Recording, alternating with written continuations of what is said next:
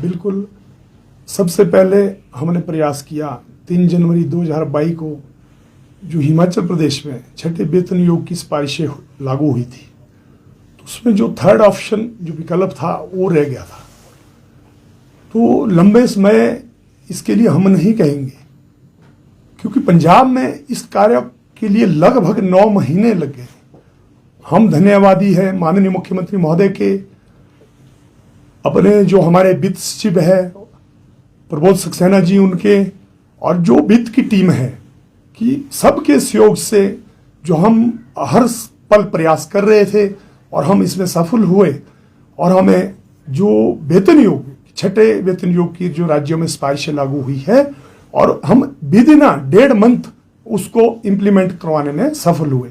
आप पूर्व में वेतन आयोग देखिए 6-6 महीने 8-8 महीने लगते थे, पर हमने आग्रह किया, बार बार वार्तालाप किया, सरकार से भी खट्टे मीठे अनुभव भी रहे और हमारी बात मानी गई राजपत्रित कर्मचारी महासंघ की। और मैं बधाई देता हूं अपने राज्यों के सभी कर्मचारियों को, क्योंकि बहुत सारे लोग कर्मचारी साथी प्रश्न पूछते रहते हैं। हमें मैसेज मीडिया से भी आते हैं, व्हाट्सएप मैसेज 500 से 700 तक मैसेज आते हैं। तो बहुत सारे साथी इस ऑप्शन का इंतजार कर रहे थे। इसमें सचिवालय में ही लगभग 100 से 120 कर्मचारी जो हमारे राज्य सचिवालय में कार्यरत है, वो भी इस ऑप्शन में जाना चाहते थे। तो हमें खुशी है कि राज्य सरकार ने हमारी बात मानी, अपने कर्मचारियों के हित माने और अपने कर्मचारियों के हितों के अनुसार कार्य किया। क्योंकि ये बात इसलिए कह रहा हूं, आप पूर्व में जाइए, 2012 की विसंगति, 2014 की विसंगति आज तक दूर नहीं कर पाए। और मैं और मेरी टीम बार बार राज्य सरकार का धन्यवाद करती है। और कभी भी जो कार्य हुआ मीटिंग के बाद, हमारे जेसीसी मीटिंग में इतनी बड़ी बड़ी घोषणाएं हुई, जिसमें मैं ज्यादा तो नहीं गिना पाऊंगा, बहुत बड़ी लिस्ट है। तो इतने जल्दी नोटिफिकेशन निकली, तो इसके लिए फिर हम धन्यवाद करें राज्य सरकार का, क्योंकि इसमें मेजर मुद्दे थे। एनपीएस मई 2009 कब से मांग रहे थे, कितनी सरकारें गई, कोई इंप्लीमेंट नहीं कर पाया। उसकी भी मंडे को पेंशन के साथ नोटिफिकेशन होनी है। तो आदरणीय मुख्यमंत्री महोदय के आशीर्वाद से हिमाचल प्रदेश में वो भी संभव हो पाया। और सबसे बड़ा इशू जो मिनिस्ट्रियल स्टाफ में कार्यरत है, जब से हिमाचल में विभागीय जो विभाग बने, विभागीय जो क्या बोलेंगे हम इसको, जब से इनकी संरचना हुई या गठन हुआ, विभागीय गठन हुआ, तब से लेकर आज तक 20 सहायकों की जो एलिजिबिलिटी होती थी पदोन्नति के लिए, वो 10 साल होती थी। 1970 से आज तक देखिए वो ऐतिहासिक कार्य, और 3 साल 20 सहायक की पात्रता के लिए जो 3 साल घटाया, 10 से 7 किया, वो भी आदरणीय जयराम ठाकुर जी की अध्यक्षता में हुआ। तो इसलिए बहुत बड़े बड़े कार्य हुए कर्मचारी हित के लिए। जो बचे हैं कार्य, उसके लिए हम प्रयासरत है। जाना तो हमें स्टेप वाइज पड़ेगा। और बहुत सारे साथी ये भी मैसेज लिखते रहते हैं कि हमारा नहीं हुआ, हमारा नहीं हुआ। व्यक्तिगत तो भाई हम नहीं पहुंच पाएंगे। हम साफ कहना चाहते हैं, हाँ, जो हमारी जिम्मेदारी है, जो हमें जिम्मेदारी दी है राज्यों के कर्मचारियों ने, राज्य सरकार ने, हम मिलजुल के वार्तालाप कर रहे हैं और स्टेप वाइज हर संभव हम प्रयास करेंगे कि हर समस्या का हम समाधान कर सके। बाकी जिस तरह से जो 15% का जो ये थर्ड ऑप्शन है, इसके बाद भी कोई कर्मचारी आपको लग रहा है कि कोई बचे होंगे ऐसे जिनको लाभ नहीं मिल पा रहा है, उनके लिए भी कोई बात हो रही है? इसमें देखो, सबसे बड़ा मुद्दा जो प्रेजेंटली मैं कहूंगा वो है जो राइडर पे काम कर रहे हैं, पे बैंड पे। हमारे बहुत सारे इसमें क्लर्क है, जियो है, फॉरेस्ट गार्ड है, पटवारी है, अध्यापक है, इस तरह के बहुत सारे वर्ग हैं। तो अब हम आज भी हम वार्ता कर लिए और अब हम इस तरफ बढ़ रहे हैं कि ये इशू, अगला पड़ाव हमारा इस इशू की तरफ है और हम जल्दी ही प्रयास करेंगे कि इसका समाधान जल्दी कर सके।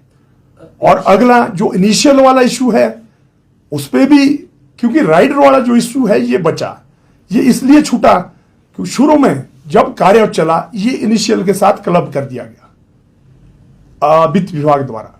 और हमने प्रयास किया, हमने वार्तालाप की, जब अंत में पता लगा कि जो 2012 की जो विसंगति है इसमें लगभग जो छोटे विभाग है हमारे बहुत सारे विभाग है, हर जगह विसंगति है। उसके बाद हमें भी पत्र आए, वित्त विभाग भी कलेक्ट कर रहा है, जो हमें आ रहे हैं कि कहाँ कहाँ विसंगतियां हैं। उसकी कलेक्शन के लिए उन विभागों को कि कौन कौन से छूटे हैं, अभी तक वित्त विभाग के पास शायद 40-42 कितने कराए होंगे, तो उसकी फिर प्रॉपर गणना होगी और लायबिलिटी निकाली जाएगी। उसके बाद उस पर निर्णय आएगा। वो काम लंबा है, राइडर का इस वजह से काम उस वजह से फंस गया है। हमने आग्रह किया है, वित्त विभाग से किया है, हमने सरकार से किया है कि जो हमारा जो राइडर वाले नौजवान हैं, युवा साथी हमारे, उसमें पुलिस के नौजवान भी आएंगे, उसमें भी थोड़ी अभी क्लियरिटी नहीं है। तो इस इशू को अलग से फाइल बनाई जाए, अलग से चलाया जाए, ताकि उनको 3 जनवरी के बाद जो हमारे रेगुलर हो रहे हैं विभागों में, थोड़ा थोड़ा करके हो रहे हैं, कहीं 50 हो रहे हैं, कहीं 100 हो रहे हैं, उन सब को हायर ग्रेड पे ले जा सके।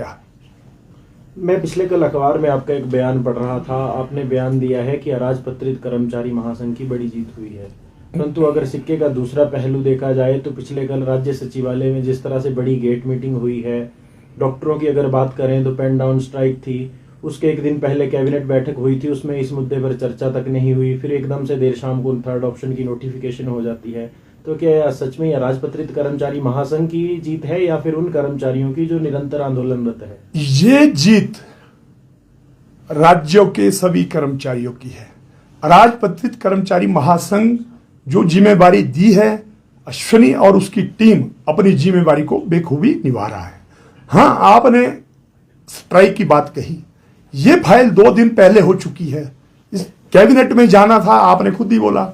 इस इशू को हमने मुख्यमंत्री महोदय से आग्रह किया, हमने अधिकारियों से आग्रह किया। परसों रात 9 बजे हमने सारा कुछ इसको मुख्यमंत्री महोदय ने फाइल कॉल की और उस पर लिखा और कैबिनेट के लिए एक्सपेल पोस्ट फैक्टो भी लिखा और कल देर रात तक हम लगे रहे।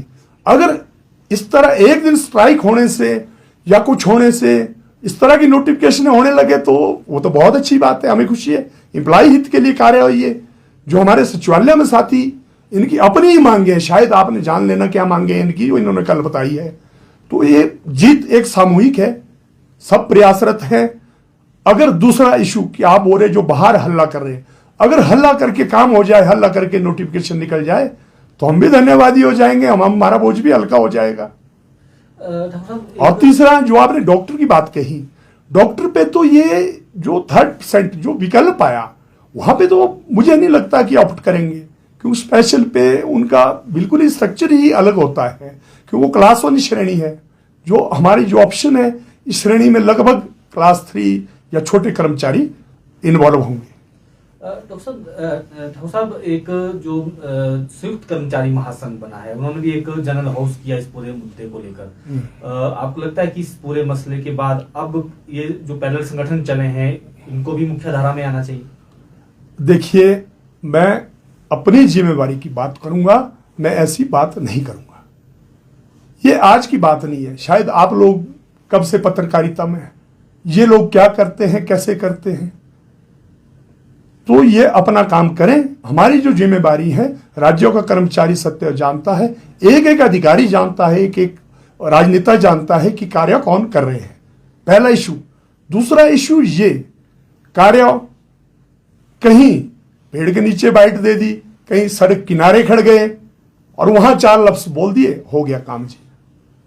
तीसरा इशू, अगर इन चीजों का समाधान करना है तो आपको अधिकारियों से भी डिबेट करना होगी, आपको राजनेताओं से भी डिबेट करना होगी, आपको अंदर तक जाना पड़ेगा, फाइल तक पहुंचना पड़ेगा, उसके बाद इस तरह के निर्णय आते हैं।